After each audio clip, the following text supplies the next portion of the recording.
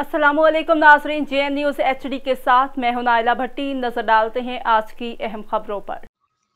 कोयटा से खबर शामिल करते हैं। कोयटा काकड़ कौमी इत्तेहाद और मुश्तरका नवाकली इत्तेहादी कमेटी मेंबरान ने एयरपोर्ट रोड पर गैस लोड शेडिंग और गैस प्रेशर कम होने के खिलाफ एहतजाज किया, जिसमें नवाकली के अवाम ने भरपूर शिरकत की और एहतजाज को कामयाब बनाया। काकड़ कौमी इत्तेहाद के चेयरमैन मोहतरम हमीदुल्लाह काकड़ ने एहतजाजी लोगों से खिताब करते हुए कहा कि जिन लोगों ने हमारे हक पर कब्जा किया है, अगर हमारा मुतालबा हल नहीं हुआ तो एहतजाज जारी रहेगा।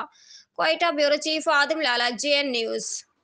रजीम द ولس د ځغ د کمیټې د ممبرانو د مشرانو او قبایلي عظما حاجي نورالله کوتک صاحب، غلام محمد ترکی، حاجي بورجان لالا، عنایت کاکړ صاحب او د ټولو شپینجرو مشرانو په اجازه د ټولو ځوانانو د معتبرینو په اجازه افسوس پر دې راځي چې زموږ د ګردو اجتماعي ضرورت دی او کمیټۍ والا په بار بار دا وایي و دا ولس ته چې تی ګرد پر ځایو کښېنئ، لیکن افسوس زموږ د خپل اجتماعي مجبورۍ په حواله یو سړی په دې سر نه خلاصوي چې زه کښېنم.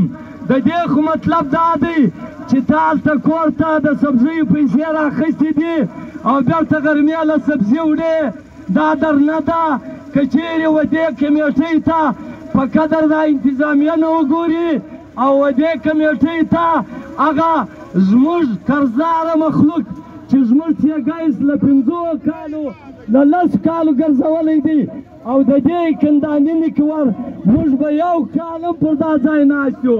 و دا ګرد ولس ته تر هر څه له مخه زما دا خواست دی چې هر هغه سړی چې ولاړ دی دا د اغیارو انډیوال دی، دا د هغو خلکو انډیوال دی چې له موږه بنیادي حق ګرځولی دی.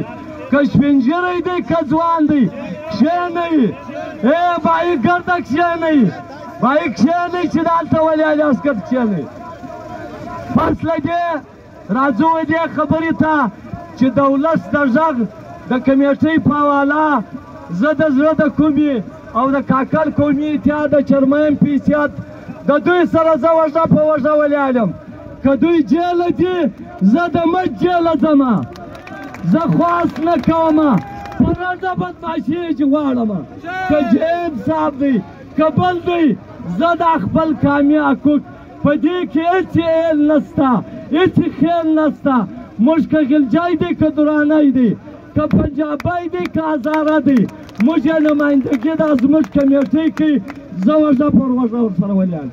بله خبره دا ده چې افسوس پر دې راځي چې د ووټ وخت راشي، زما شپینجری په ملا پسې دی، زما ځوان په بلې وپسې دی.